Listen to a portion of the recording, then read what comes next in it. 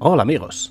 Welcome to this new tutorial series where we're going to be creating not only this volumetric ray marching material that you can see here, but also an editor that will allow us to create our own custom pseudo volume textures within the engine.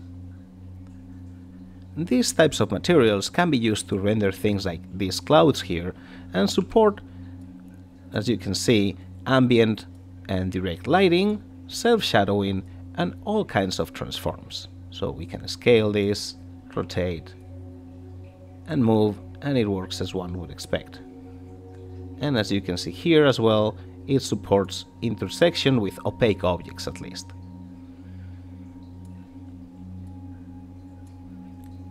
Now, there are a couple reasons why I'm making this tutorial series. The first one is to teach you all about volumetrics and the ray marching algorithm, which I think is pretty fun, but the second one is because while some of this content is available in the engine, if you search for volumetrics in the plugins folder, there's this plugin here, which is a library of volume creation and rendering tools using blueprints. However, at least as of Unreal 5.3.1, which is the version that I have installed in my PC, some of this content doesn't work, especially everything related to pseudo volume textures doesn't render depth correctly. So if we just use the content straight from the engine, things like intersection with this sphere wouldn't work right. Also, we have some artifacts that happen when the camera gets far away or too close, and things are not being rendered correctly. Now, the other thing I want to do before starting the tutorial is thank Ryan Braggs, who is the principal technical artist at Epic Games, who has a blog called Shader Bits that teaches all of these concepts in wonderful detail. And now, without further ado, let's get started. In Unreal, most objects are rendered using polygons. These define the surface of an object, and of course, if this surface is closed, we have a volume. But with certain kinds of objects, like this cloud here, polygons are not really a viable option. We could always make this into a billboard, but if we wanted to move the camera in and out of this cloud, we would need to use volumetric rendering. Now, there are multiple ways to define the contents, or in this case, the density of a volume. For example, using sign distance fields and some math, but for this series of videos, we're going to use textures. And there are also a couple of options here. Unreal, since version 5, now supports volume textures, which store the information in a three-dimensional space. Much like a 3D grid of voxels, each point in the texture has x, y, z coordinates, or u, v, w, and one value. The advantages of using this method are that you only need one sample to get any value from the texture, and also that this can be accelerated by GPU hardware, so it's very efficient. However, authoring and editing these textures is more complicated, and since Unreal doesn't have volume render targets yet, it requires the use of other 3D software like Blender or Houdini. And since we're going to make a cloud painter in a future video, for this one we'll use pseudo volume textures, which are very similar to sprite sheets. As we can see here, we have a single texture with multiple frames. So it has 12 per side, so 144 total. And to render this as a volume, we can cut and arrange these frames so each one becomes a different slice of our volume. And when we put them all together, we have our render. And I mentioned earlier that with volume textures you only need one sample, and that is because with this type of textures, when we want to know one value from the volume, we need to sample it twice. For example, let's say that we want to know this value here, right? We would need to sample this one, and then this one, because there's no slice here, and then blend or lerp between both to know the approximate value around this point. And otherwise, we will see a stepping on the axis that is sliced. And now that we understand how we're going to use the textures, let's see an overview of how a volume rasterizer or a raymarching algorithm works. Since our texture defines a cube, we'll use that as our base mesh. Here we're looking at it from its side. Now for this example, let's take a sphere. If we want to render this sphere's volume from this camera's perspective, we need to paint the correct color in all of these pixels here. Now we can take the direction from the camera to the pixels and move forward one step at a time, sampling the texture on each position along the way. And this idea of the rays marching forward is what gives the algorithm its name. Now if we sample the texture, in this case, we can, for example, let's say take the first collision and we would get something like this.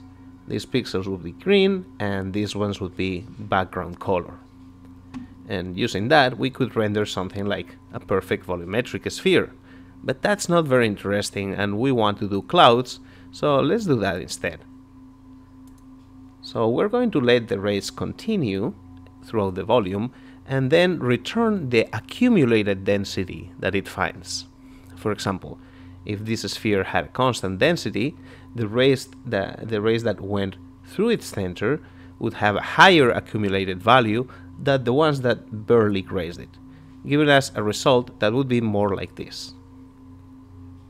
And this is gonna get a bit more complicated once we add lighting and color and other effects, but the ray marching algorithm is still gonna be the base of most of it. And now, without further ado, let's head over to Unreal and start working on it. Let's start by creating a new material that we can call maybe tutorial raymarch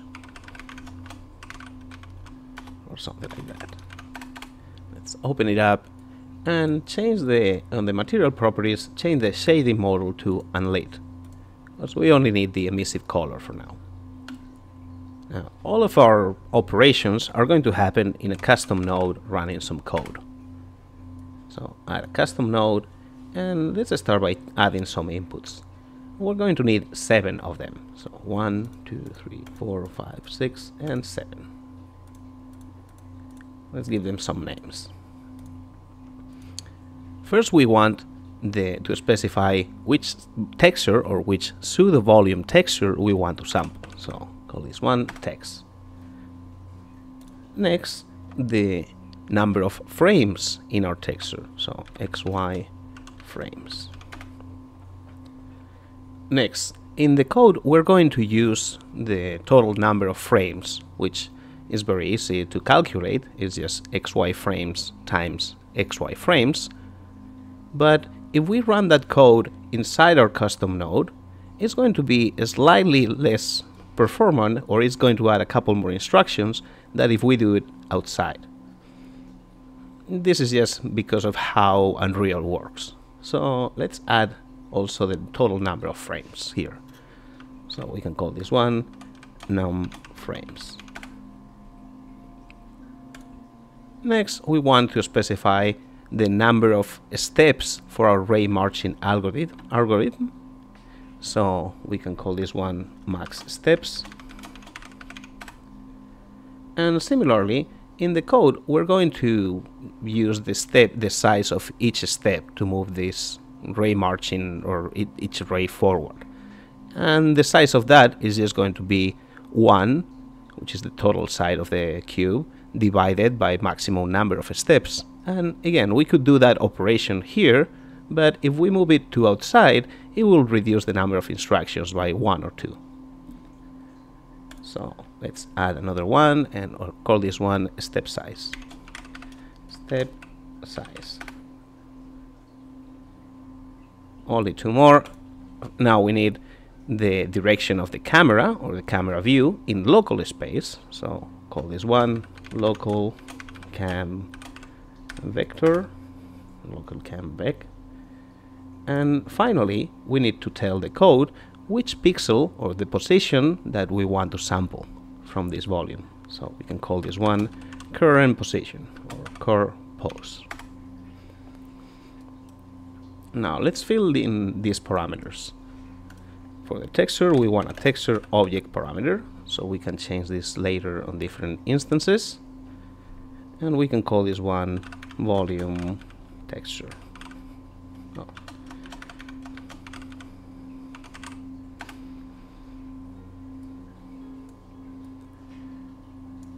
Next, scalar parameter. Oh.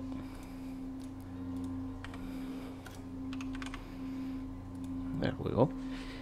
Which for the XY frames, which in our case is 12. Oh, 12. And now let's add a multiply node and multiply it by itself and connect XY frames to XY frames and then multiply to num frames. Now another scalar parameter for our maximum steps. Let's start with maybe 16. And let's also add a divide node and do 1 divided by maximum steps and connect this one to step size. Now for the local camera vector, let's get the camera vector, which, as you can see, it says camera vector WS for world space. So we need to add now a transform node.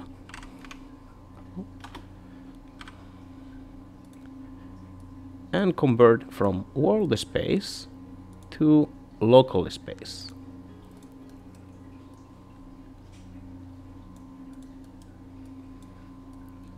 And finally, for the current position, we're going to use this node called bounding box based 01 UVW.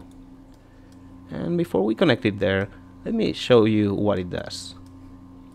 So if we connect the RGB output to this emissive color and we change the preview to a cube, we have this beautiful rainbow cube that if we look at the bottom, you might get an idea of what's happening here. This looks very much like a default X, Y, or UV coordinates. So if we connect the R output, or the red output, to the emissive color, we have this gradient. And if you look at the gizmo here at the bottom, we can see that the gradient matches the x-axis, so 0 to 1 on the x-axis. And the same for the green channel, yes, in this case is for the y-axis. And finally, the blue channel is for the z-axis. Cool, now this RGB makes a lot more sense. Now let's put it back here and connect the RGB output to the current position. Now we can connect the output of the node to the emissive color for now. And instead of editing the node here or the code here, because this editor kind of sucks, let me open a new notepad or WordPad session and edit the code there, and I'll be right back to explain what it does. Here's the code. As you can see, it's pretty simple for now. We are first creating a new variable called accumDens for accumulated density, and this is going to store all the density in the volume that our ray is going to encounter as it marches forward through it. Next, we have a for loop that is going to run max steps number of times. And inside this for loop, we're doing three things, 3 lines. The first one, this is just one line, we are taking a sample from this texture. We are storing it in this variable called current sample. And we're doing this using a function called pseudo volume texture that requires the following parameters. First, we need a texture to sample and a sampler to use. Don't worry too much about this parameter, just use text sampler. Next, we need a position to sample, which we are saturating to make sure that it stays on the 0 to 1 range.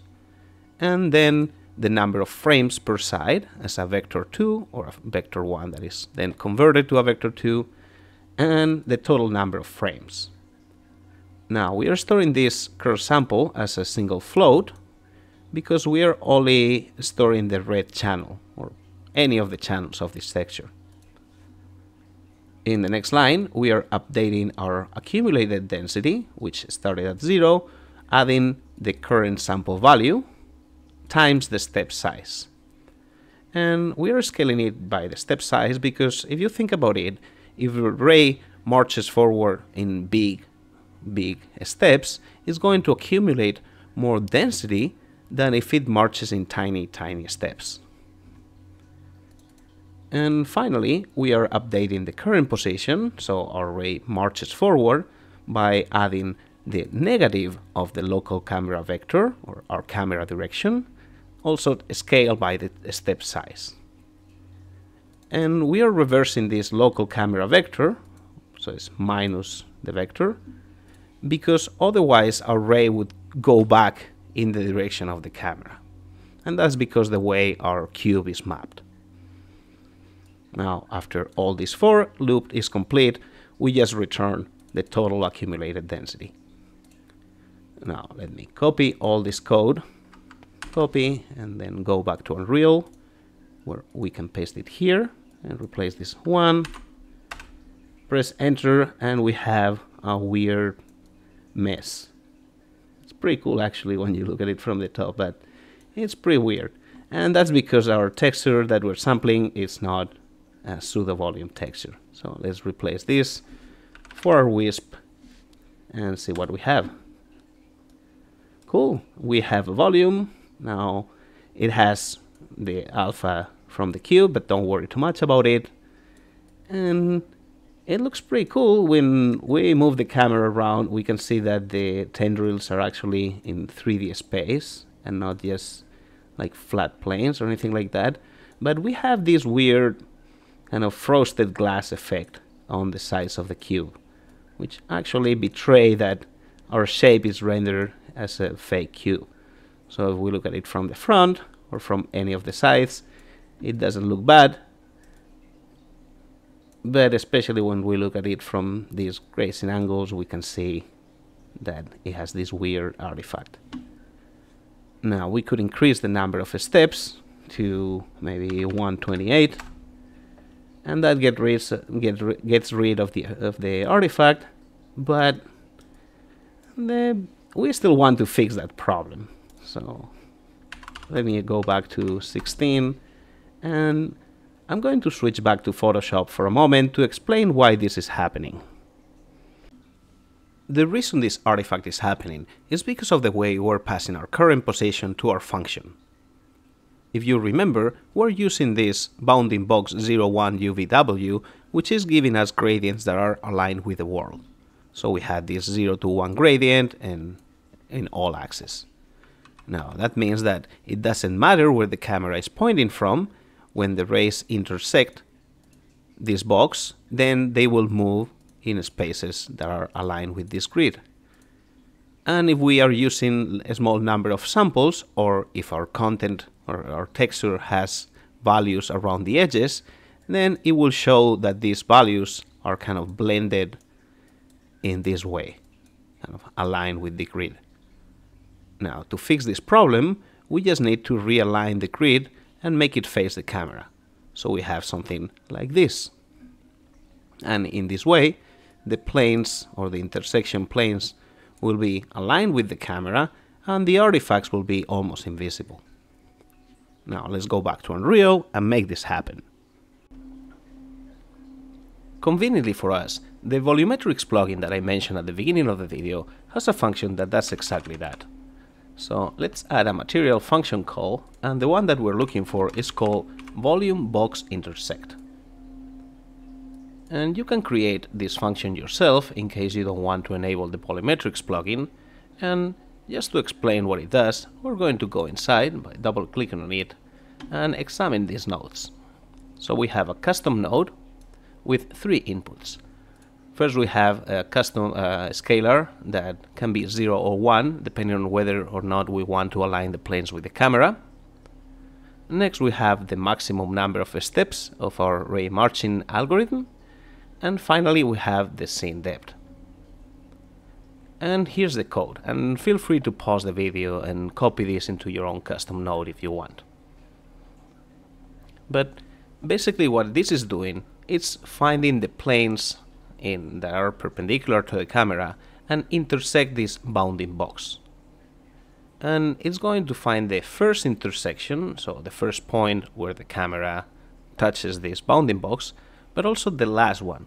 So the last point where the camera is inside this volume before leaving it. And in theory, we wouldn't need to do that, right? We just need the current position, which is the entry position. However, if you look at the last line, it says return float for entry position, comma, box thickness. And if we examine the rest of the function, we can see that we are splitting the result using a component mask into the first three components, which are the intersection of the ray with the mesh, and the second one is the thickness of this box. Now, there's two reasons to do that. The first one is that if we just take a range of 0 to 1, as we were doing earlier with our bounding box, if the camera is looking, for example, from this side, the distance between this point and the point where the ray leaves the box here, it's around 1.7 something. So our 0 to 1 range would make the ray go like this and then stop around here. So this part of the volume would never be rendered. Now the second reason is a little bit of an optimization. So let's say that we're looking at the box right at this point. So we don't need a lot of steps to cover the distance between this point and this point. So a lot of our steps would be wasted just tracing nothing, right? So we can use the box thickness to pre-calculate the number of steps that we need to cover any distance. Now, there's a third reason actually to use this node, and that has to do with a problem that you might have noticed earlier, which is that we cannot go inside this mesh. So if we move the camera inside the cube, everything's gone. So let's first connect these inputs here, and then we'll fix the intersection or the camera being inside the volume problem.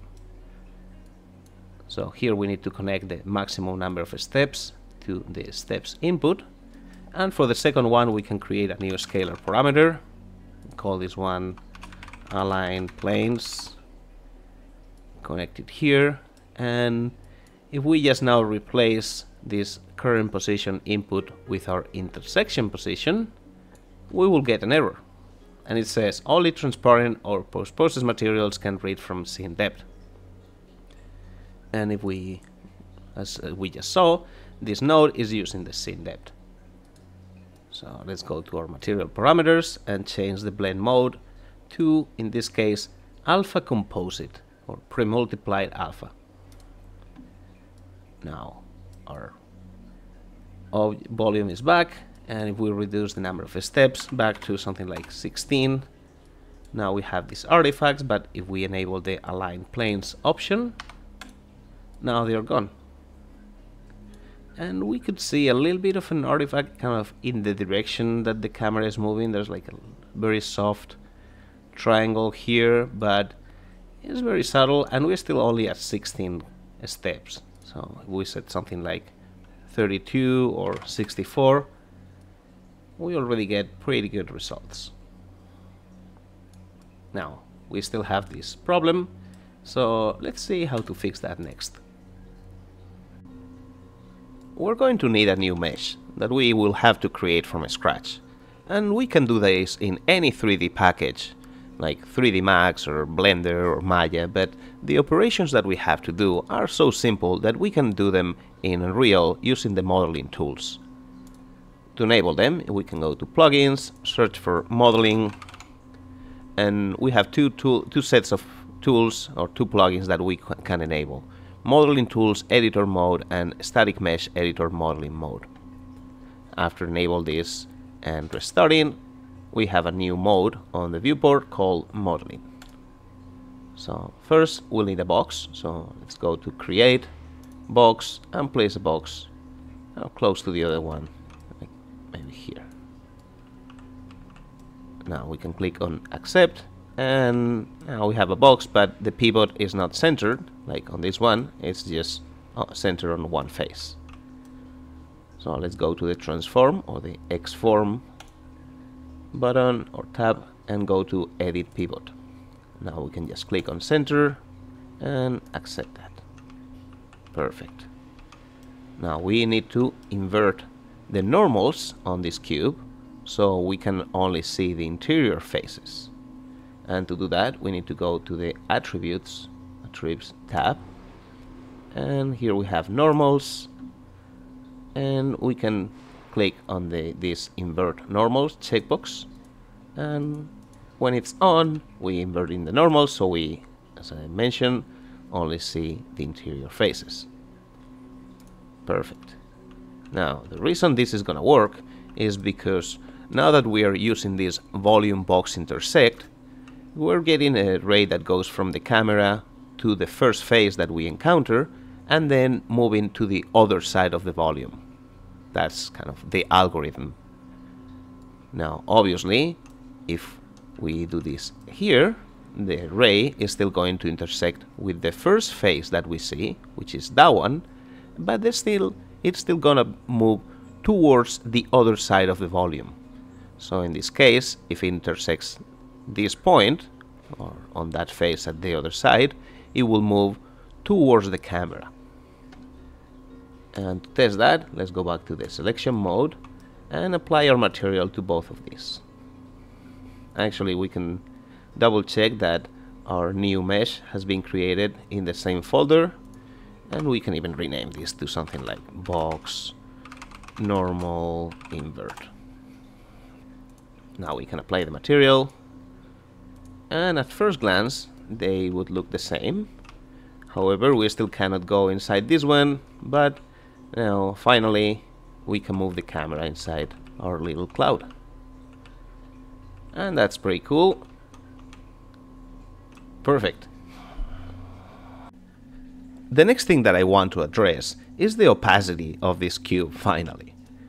Now we could do something like create a new vector parameter, call this one maybe like cloud base color, connect it to the emissive color output, and then just reconnect the custom output to the opacity.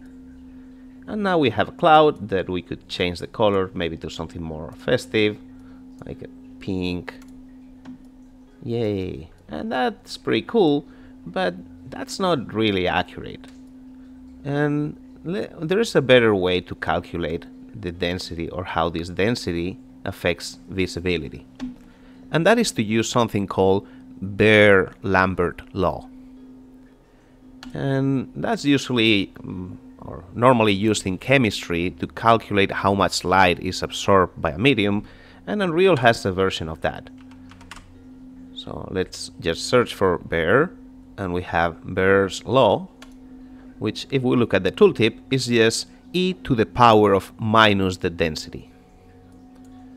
We have our density here is the output of our custom node.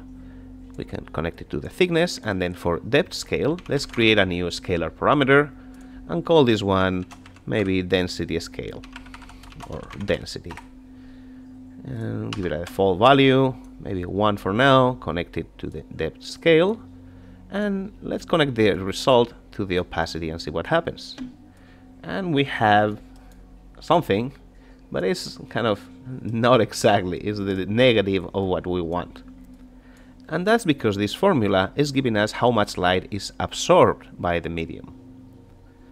So if you are, since we are using it for opacity, we need the opposite of this value, which we can get with just a simple 1 minus node. So search for 1 minus, reconnect it to the opacity, and there we have our cloud. And now we can scale the density, maybe something like 16. Yeah, and that looks pretty cool. Now we can apply and save and go back to the viewport for a moment so I can demonstrate the next problem that we will have to fix. Here we have our beautiful pink clouds, and we can still go inside of this one and outside, and it looks great, right? However, let's see what happens when I move this sphere inside the cloud. Whoop. Well, maybe I'm not. Oh, no, there. Yeah, I'm completely inside the collision. But it's clearly not working. And if I move it here, around this part, you can get an idea of what's happening. So what we are seeing here is the intersection between the sphere and the cube, the mesh, not the volume inside. So here we are looking at the back faces of our cube, and if we move it to this other one, we will see the front faces if I move it around, just around this part. And that makes sense, but that's not what we want. So let's go back to the material editor and see how to fix this new problem. The first thing that we want to do is to disable the depth testing. We don't really care about testing the mesh or this box against the rest of the scene, we just care about the volume. So let's search for depth on the material parameters and check the box for disable depth test. Now it's up to us to determine which objects are painted on top and which objects are painted behind the cloud. And we can do that using this box distance or box thickness parameter that we haven't used yet. Now, if we want to use this as our number of steps, currently this value goes from 0 to 1, so we need to scale this by our parameter max steps. So let's multiply this box distance by maximum steps. So now it will go from 0 steps at the edge and around 100 and something at this extreme case. Now we need to pass an integer, so let's floor this number, and now let's clamp it just to make sure that it doesn't go to extreme values, so maybe 256 as the maximum. Now we can reconnect this to max steps and it should be working. Let's apply and save, and you'll see that it really doesn't. So we have this sphere clearly like a couple units behind the cloud, but it's still painted on top. And if we move the camera closer, we can now see the effect that we're looking for. So this is what we want to happen when the sphere is inside the cloud, but it's clearly not. So there's something wrong here. And if we move the camera up, we can see also that our cloud disappears, kind of fade starting from the bottom. Now, if you're using the content from the Volumetrics plugin, you might have encountered this problem and you might be wondering also how to fix it, because some of the materials on the plugin, at least on version 5.3, are still out of date. So let's go to our material, and for now just disconnect the opacity and reconnect or connect the box distance output to the emissive color. I'm not worrying about rearranging it, this is just to show what's happening. So at first glance it seems to be working, right? We have a value that is 0 at the edges, and as the planes get farther away from the camera, we get values that are closer to 1, and in these cases even higher than 1. So there seems to be nothing wrong, it works fine, right? Still not based on camera depth, so I don't know, it seems to be fine. Now if we hit apply and save and go back to the viewport, we can see that there's something wrong with the way that the formula is calculating the depth. So this sphere is behind of the cube, so the values here should be 1. And if the sphere was inside the box, we should see values kind of like this. So as the sphere gets farther away, we get darker values, but that would be if the sphere was here. And if we move the camera up, we can see that we have the same problem, but in this case we're looking at the depth of the floor. So the problem, if we go back to the material, is in this VolumeBoxIntersect. So let me go back to the way it was, connect this to the opacity and our cloud-based color to the emissive. And now we can go inside this function and fix the problem. The problem is in the code from the custom node. And thankfully for us, Ryan Braggs, who I'm pretty sure is the one that made this code, left some comments from previous version that will be very useful. So take a look at these two lines here. Here we're normalizing a value in the 0 to 1 range by first dividing this locally seen depth by some scale factor and then dividing it again by the dot product of the camera forward and the camera vector. Now these lines are commented right now, so they are not being used, and if we uncomment that, we'll get an error that says that a scale is not defined. And it's true, we don't have a scale variable. So let me go back to WordPad for a moment and show you the line that we need to add. It's pretty simple. We're just defining this new variable called scale, and that's gonna be the length of a vector. That vector is this one here, which is 100. So it's a vector in local space that measures 1 unit. Now we need to transform that to world units, so we are using this transform local vector to world, and that's the value that we save here as a scale. So let's copy this line and go back to the code and paste it here at the top. So as the second line, let's paste it, and now we need to comment a few lines and uncomment a couple ones. Now we are not going to use this depth position variable, so we can comment this one and then all the ones that use that one. So this float 3 the position line, and then the next one, then the following one where we are dividing it by 256, and finally this one where we are setting the local scene depth variable to be equal to the length of this depth position. You can comment or just remove the entire block as you prefer. Now the last thing that we want to do is uncomment these two lines. Local scene depth divided equals, and the other one that is also local scene depth divided equals. Now we press enter and apply and save, and then go back to our material and save it again. Let's see if this works. Let's move the sphere back inside the cloud, and now it's working. It behaves as one would expect, and we see more of the sphere the closer it gets, but still is partially occluded, and we can still move the camera in and out, and even really far away or really up, and the clouds are still being rendered. Now you might have noticed that now we have a new artifact happening, and there's this banding that happens around the sphere or inside the sphere.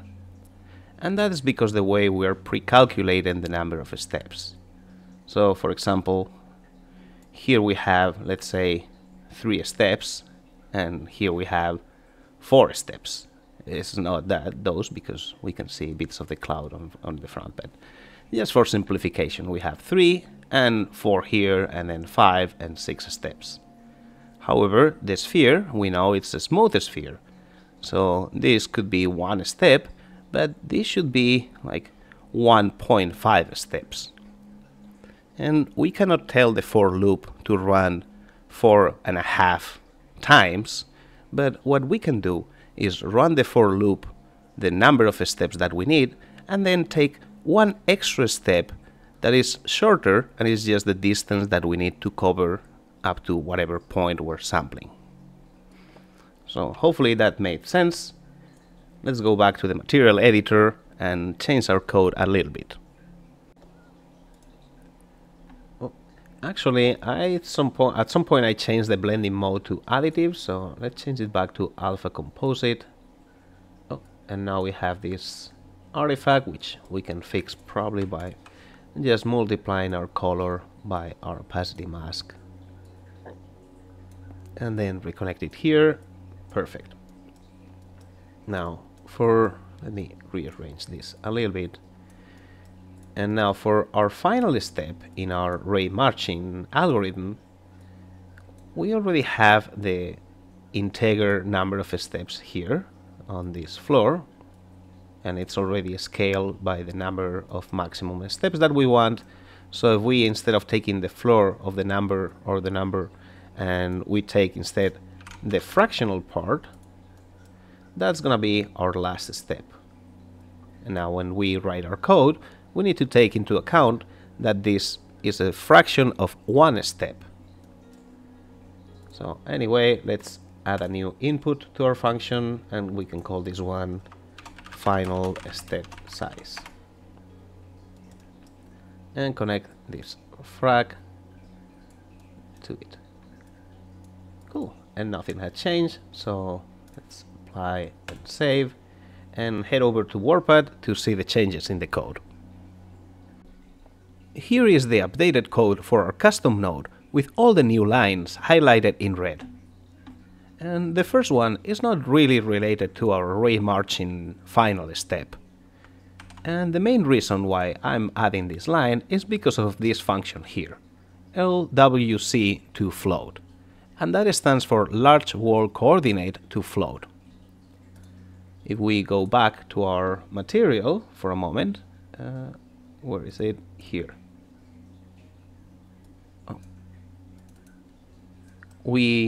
To calculate the camera vector, which we are passing here as this input local cam vec, we are taking the camera vector, and then we're using this node that transforms, and we select it from world space to local space. However, by default, Unreal now uses this large world coordinate system that is meant to reduce or remove the problems from using large worlds when you have objects really far away from the origin. Now, the problem for us is that there is no large world transform that we can apply here in the node graph, and apparently that's not a problem. Things seem to be working fine, but let's see what happens if I scale this object like 5 times. I zoom out the camera. Whoops. Now it's clearly not working as intended. We still see the other wisp, but this one, the bigger one, is clearly not working. Now let's go back to the code and just copy this first line. Now if we paste it here, so we override this input value, and we hit apply and save, now our mesh has scaled properly and the material works fine. Now let's set it back to scale of 1 and move this so we can see if we can fix this banding artifact. So that's for that line. Now the rest is basically more or less a copy of what happens inside the for loop. But if you think about the order of operations inside the loop, is as follows. First we take a sample at the current position, then we accumulate the density, and finally we move the ray one step forward. Now that means that at the end of the loop we have taken one last sample, and then we move the ray one last time before we take a final sample. That means that if we want to get the final position correctly, we need to first take a step back. So current position, we are subtracting the local camera vector this time instead of adding it. And then we are taking one final step with the step size scaled by this final step size input. After that is business as normal. We just take the sample and then we accumulate the density. And remember that we need to scale that at density accumulation by the size of this final step. And now we can copy this and go to our material editor. And actually, now that we have this here, let's see if just by pasting the code here, after the for loop, paste these 4 new lines and hit apply and see if this banding improves. And it's gone. And let's expand this and see. We're still only on 32 samples, and this looks pretty good. There's a little bit of banding, but it's very, very hard to notice. Mostly on the point where it really intersects. You can see sometimes some clouds kind of increase in density, but the overall effect, I would say, is pretty good and works right as intended.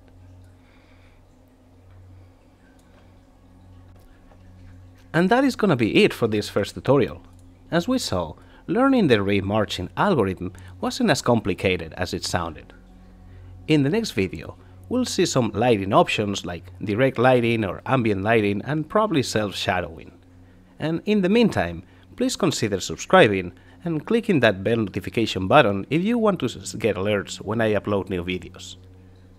See you next time!